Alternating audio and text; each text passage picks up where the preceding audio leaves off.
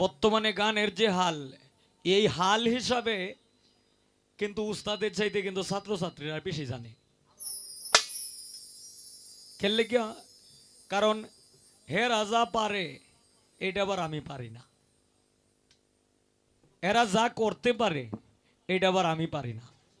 খেললে কি পারি না কারণ কোনো কোনো সময় ছাত্ররেও কিন্তু ডর করে, যারা না জানি কোনটা কোন সময় কোনটা কয়ে বয়ে থাকে। এ কারণে এরা তো গানের কোনো আগ্রহী বুঝতো না, কথার কোনো কথার কোনো লিঙ্গ বুঝতো না, একটু ভয় লাগে। যে কারণে এই মানে কিছু কিছু ভয়ও লাগে। তবে যাই হোক, তোমাকে আমি প্রশ্ন করতে পারি না, আর প্রশ্ন করার এখতিয়ারও আমার কাছে নাই। তো পালা যেহেতু দিছে, এখন পালাটা টিকায় রাখতে যায়, কথাটা রাখতে যায়, আপাতত যেটা না হইলেই না হয়, এটা তো রাখতে হবে। তুমি একটু বলবা, তুমি যে নবুয়ত গাইবা, নবুয়ত কত প্রকার এবং কি কি, এর মধ্যে কোন নবুয়তটা তুমি গাইবা? কি 313 জন নবী? ও, গীতিকার শফিক ভাই আমার এই গানে সন্তুষ্ট হয়ে 200 টাকা দিয়ে বকশিস করলেন, ধন্যবাদ। এখন আমার কথা হইল যে নবুয়ত যারা, এক হইল একজন পীর আছে,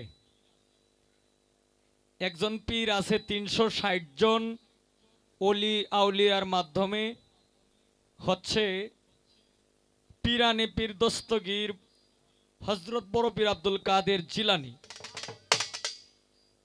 এখন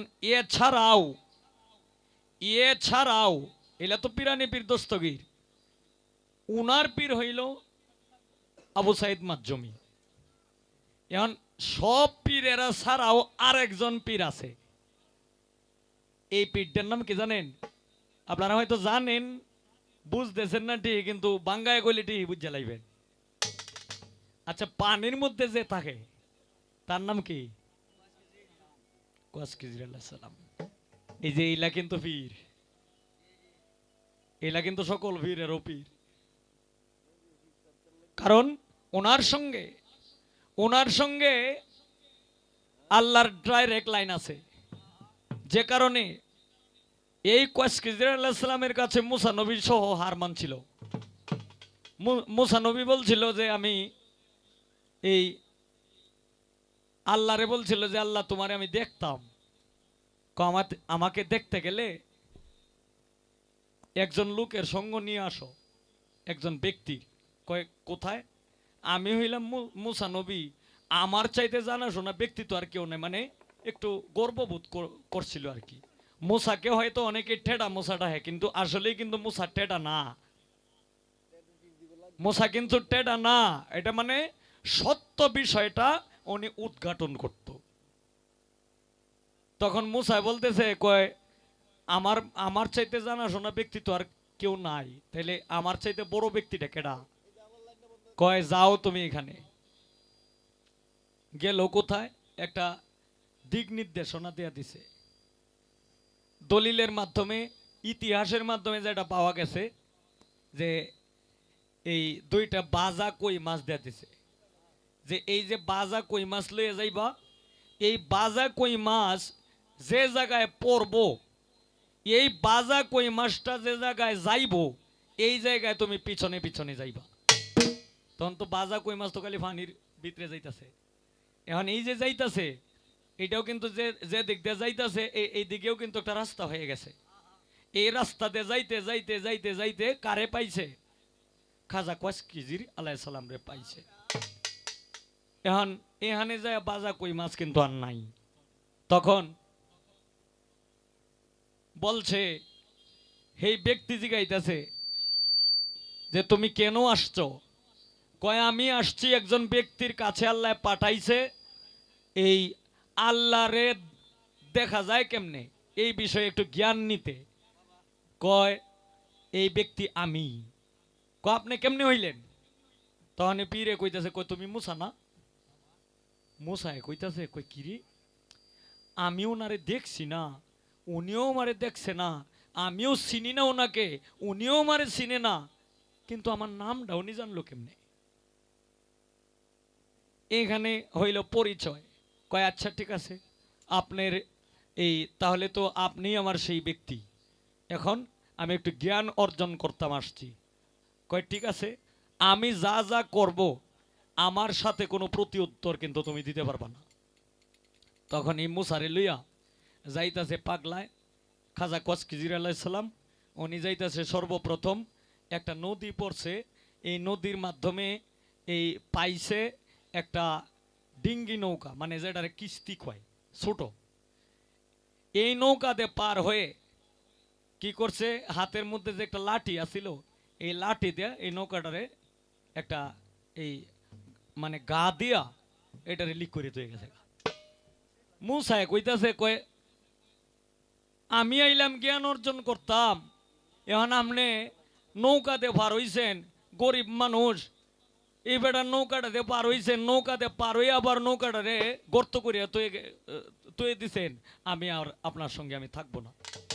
কয় আমি না বলছি, আমি না বলি বলছি যে তুমি আমার কোনো প্রশ্নের কোনো প্রতি উত্তর দিতে না, আমারে কোনো প্রশ্ন করতে পারবা না। কয় আচ্ছা ঠিক আছে, আমি আর কইতাম না কিছু।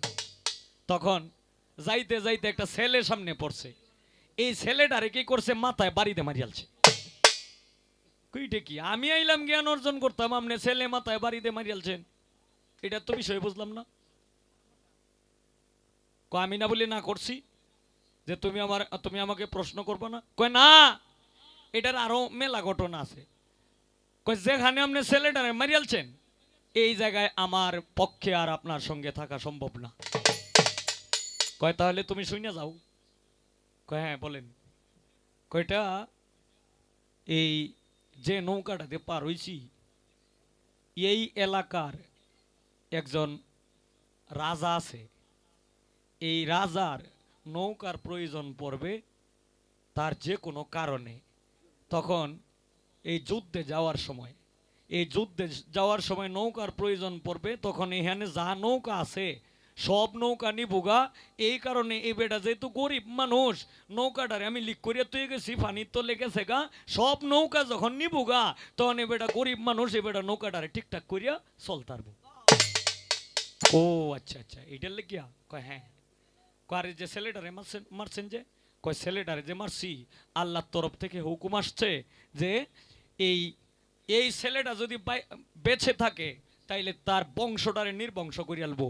আল্লাহর তরফ থেকে আরেকজন ছেলে আসবে, এই ছেলে একজন অলি নাইলে একজন আউলিয়া হবে। ও আচ্ছা আচ্ছা, এই কারণে। কয় হ্যাঁ এই কারণে, তবে তোমার জন্য আর জ্ঞান অর্জন করা তোমার জন্য সম্ভব না, তুমি চলে যাও, তোমার ভাই তুমি থাকো আর আমার ভাই আমি থাকি। এখন একমতো একভাবে ধরা যায় এই বেলায়েতের পীর হচ্ছে কচকিজির আলাইহিস সালাম। এখন এইটার দলিল আরেকটা আছে, আরেকটা দলিল হইল কি, রাসূল সাল্লাল্লাহু আলাইহি সাল্লামের যার কাছে মা ফাতেমাকে দিছে, যার কাছে দিছে তার নাম হইল হযরত আলী করিমুল্লাহ ওয়াজহ। এই হযরত আলী করিমুল্লাহ ওয়াজহকে শরীয়তের বাগ আর মারিফতের চেরাগ বলা হয়। এই শরীয়তের বাগ আর মারিফতের চেরাগ বলা হয় কেন? কারণ বিদায় হজের ভাষণে গাদিরে কুম নামক স্থানে ১০০ লক্ষ মানুষের সামনে আমার রাসূল কথা বলতেছিল। এই কথা বলতে বলতে বলতে বলতে তখন কিছু সাহাবাগণরা এবং কিছু উম্মতগণরা প্রশ্ন করেছিল যে আপনি যখন না থাকবেন তখন আমাদের জন্য কি রেখে যাবেন?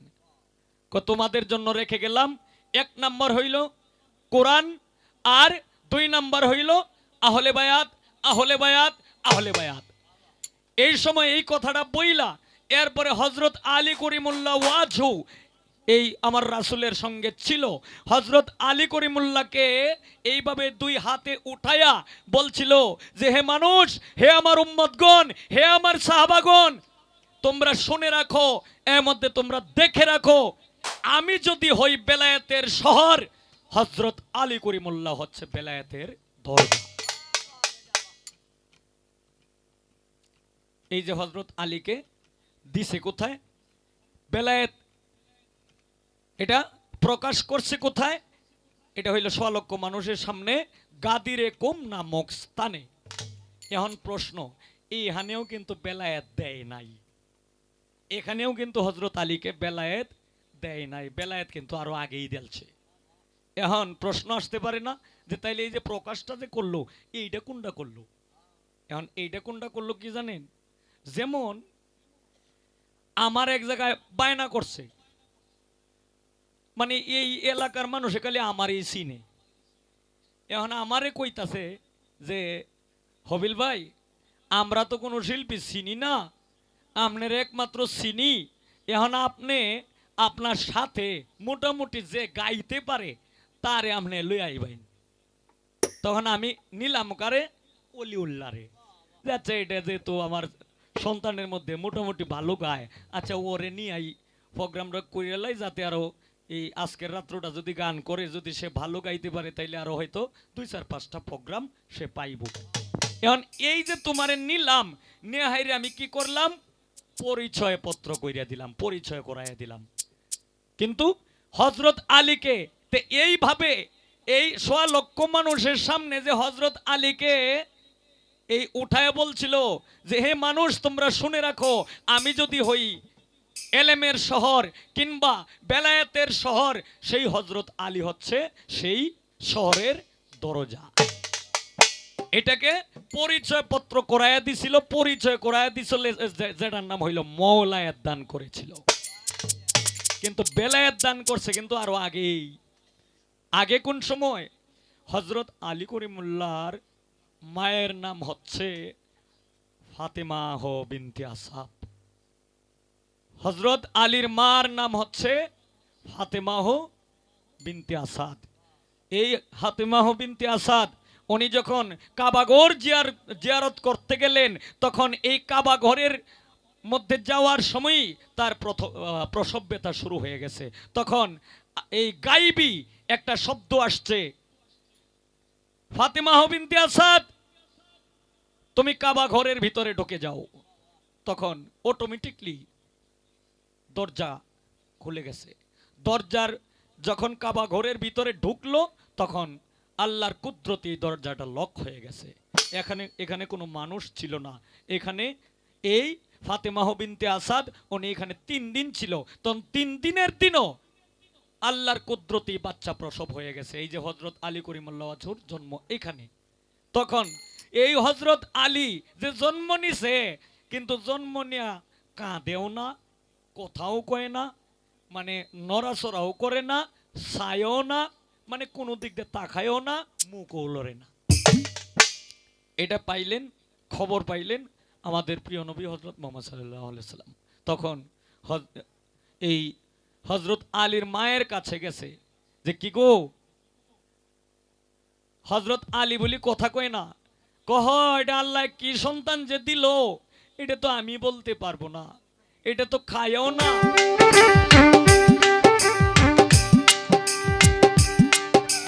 আর কি খুঁজে পাবো তারে,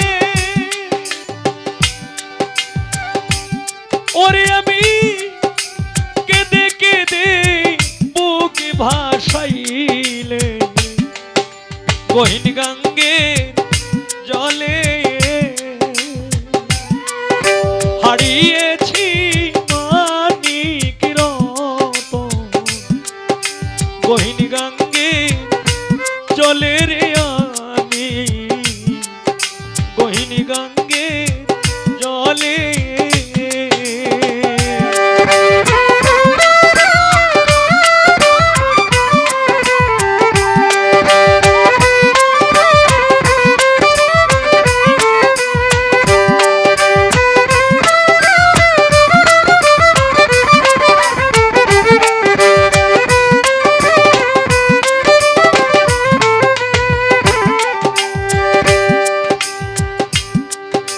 জিজ্ঞেস করি যাহারে ধারে, এ হায় রে কেউ বলে না দেখছি গো তারে ঘুরে বেড়াই নদীর কূলে হায় রে জিজ্ঞেস করি যাহার ধারে আমি কেউ বলে না দেখছি গো তারে ঘুইরা বেড়াই নদীর কূলে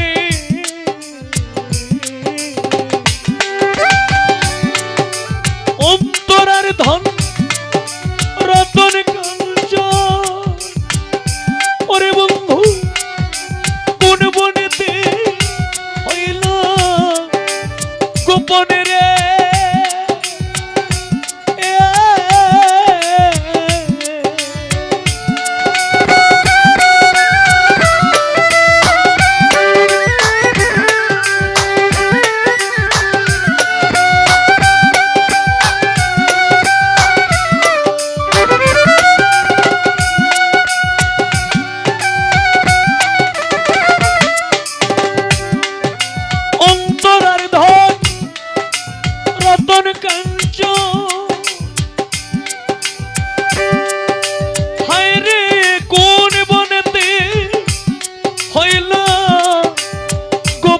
রে